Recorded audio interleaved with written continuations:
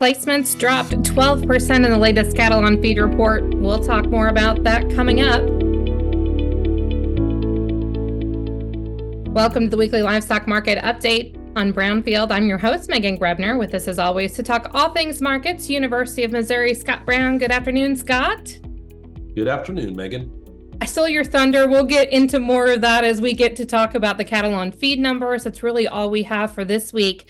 But to kick things off, let's recap what happened this week in the markets. Yeah, if we start on the cattle side this week, again, tend to be lower in cash markets at least. Although light trade, live cattle down roughly $1 this week. Those feeder cattle markets, especially for those cattle less than 700 pounds, were 1 to 5 lower. Higher on the future side, the June live cattle futures contract closed up $4.15 on the week. And the May feeders took off up $7.75 this week, gaining back some of the losses we saw over the last few weeks on the feeder cattle side. Choice box beef was also lower this week, down $2.85. On the hog side, higher barrel and gilt prices again this week, up $1.20. The June lean hog futures contract was also up $2.95. Pork cutout value was down 20 cents this week. When we take a look at, I want to talk cash hogs and just kind of like the hog market in general. We're heading into summer grilling season. How much is that coming into play? Also thinking about how strong global demand and exports have been when we take a look at that big trade picture on the pork side of things. Yeah, so I think trade's been really important. Exports growing. I think all of a sudden we've gotten ourselves where pork returns might be in the black for a lot of producers for a change. That comes after what was almost 17 months of negative returns or low profitability. One of the longest stretches ever. One would have to go back to the late 1990s to maybe have a longer stretch of negative. But I think exports have a lot to do with it. I do think we have an opportunity with the summer coming up. When you look at loins this week, they were up a little bit when we look at what they did at the wholesale level. So I think some of that is headed in a positive direction for pork markets in particular. It's definitely been a struggle on the cattle side of things the last couple of weeks, thinking about just overall what cash business has been doing. Looking at that, and looking at, I think about the drought monitor, I guess I'm starting to think about hay season and some of the other things that are happening. How concerning and how much are you watching about what's going on in terms of weather and drought, and then overall profitability for producers? Yeah, so I'll say a lot of things at play here. You listed so many different pieces that are important to cattle markets. I am watching weather. I'm not convinced that we're in a good forage situation yet. We're still too early to get too concerned this year, but the longer we go and some areas getting dry, the more that's a problem, which I think all else equal keeps producers at bay from any kind of growth in the cow herd. I think cheaper corn has been important to profitability. So perhaps it's still not bad. You know, we talked about cash fed cattle being down for a few weeks here. They're still $4.40 above where we were a year ago, which just reminds me to say that we're not below year ago levels. We're still at fairly high historical levels. And I think we have the opportunity to go higher. So there's plenty of clouds here trying to separate things out to understand where things go. But generally, I say we're still okay. It's just if we continue this decline for several more weeks, then we could quickly enter lack of profitability. And that'll certainly keep us from growing the herd as well, I think. Well, hopefully we'll be able to see what those numbers are doing in July. But we don't need to rehash old news. All right, let's take a look at weekly slaughter numbers. I think an interesting story looking on the hog side of things, those numbers keep clipping along, and we are definitely moving a large number of hogs week in and week out. Yeah, so even with what's moving more hogs, we seem to be able to be holding on the price side, which is good news. And again, I'll give exports a lot of credit here. When we look at the slaughter numbers on the cattle side for the week ending April 20th, USDA set a run of 620,000 head of cattle. That is up 17,000 from what we ran last week, but down 5,000 from a year ago. And on the hog side, a run of 2.487 this week. That's 2,000 more than last week and 34,000 more than we did a year ago. Let's take a look at those numbers year over year. How are they stacking up? Yeah, so on the cattle side, we're now down 4.8%. We've been seeing that negative get smaller over time, and we're up 0.7% on hog slaughter year to date at this point.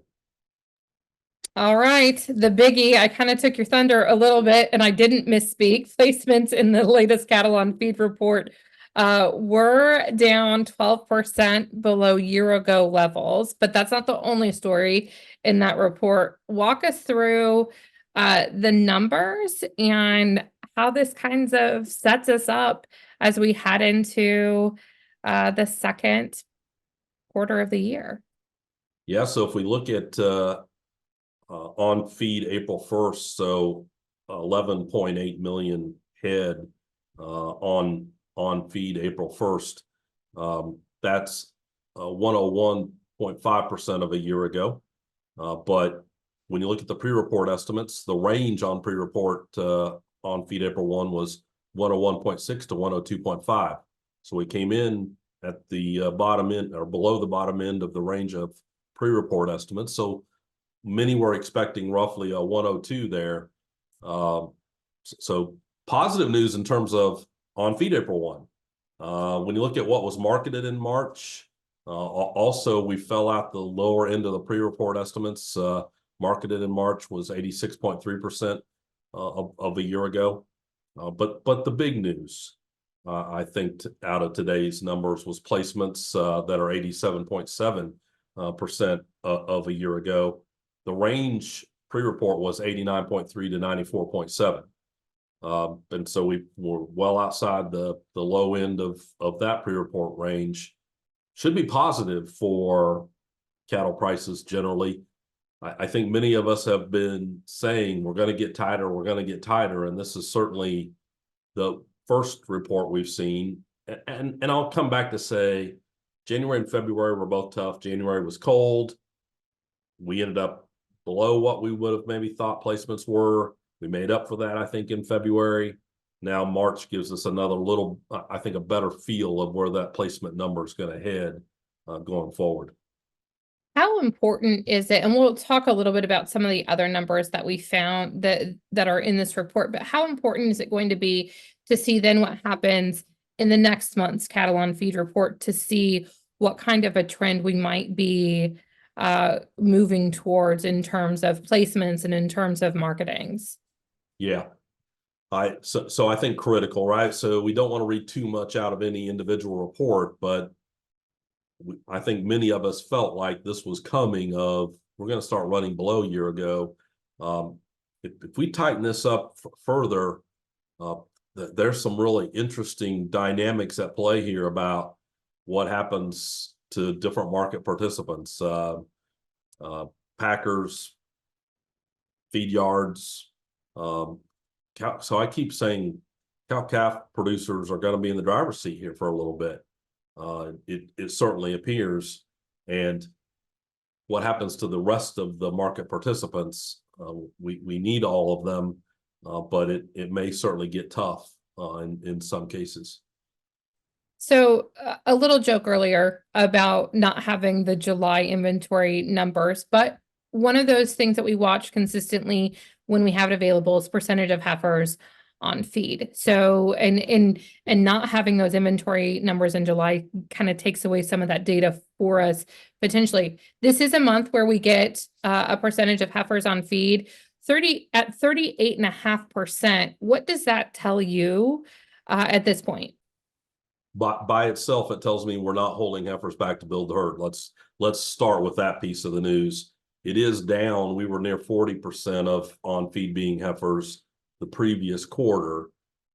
So we've fallen 1.5%, but we've got to get 36% or so below before I begin to go, maybe we're thinking about building the herd.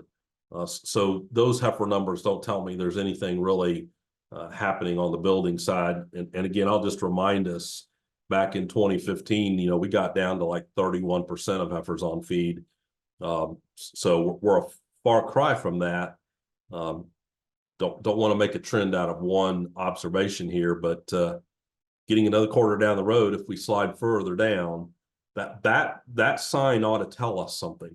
We've been sitting here all trying to say, when's the herd going to build? And we've, I think, all struggled with that answer. And we talk about weather and we talk about profitability.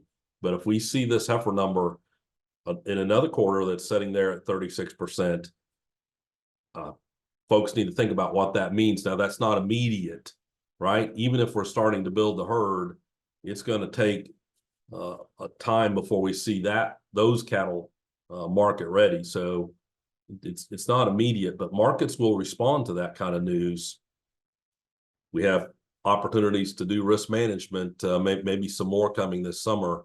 But let's make sure we think about what this piece of data might do to markets if it continues to show a smaller percentage of heifers on feed. That's what we have for this week. Looking ahead to next week, cold storage, livestock slaughter, another data set to maybe pull the curtains back to see what's happening. What are you watching in the livestock slaughter report that comes out next week? Well, so of course, now we can have a little bit of chance to look at beef cow slaughter as well relative to these heifer numbers. Are we doing anything on that side of the equation relative to beef cow inventory? And if we don't get a July 1 cattle report, which is where I think we head at this point, it seems to me those are the only two pieces of data we're going to have to work with until we get to January 1 of 2025. That's what I'm watching. I think that's most important out of livestock slaughter next week. Scott, always great to see you. Hey, likewise, Megan. To have our weekly livestock market update delivered to your email box every Saturday morning, go to brownfieldagnews.com. You can also submit questions and comments. And for what's happening or a rundown of what's happening every day in the markets, make sure to check out John Perkins' Market Minute. Have a great weekend. I'm Meghan Grebner for Brownfield.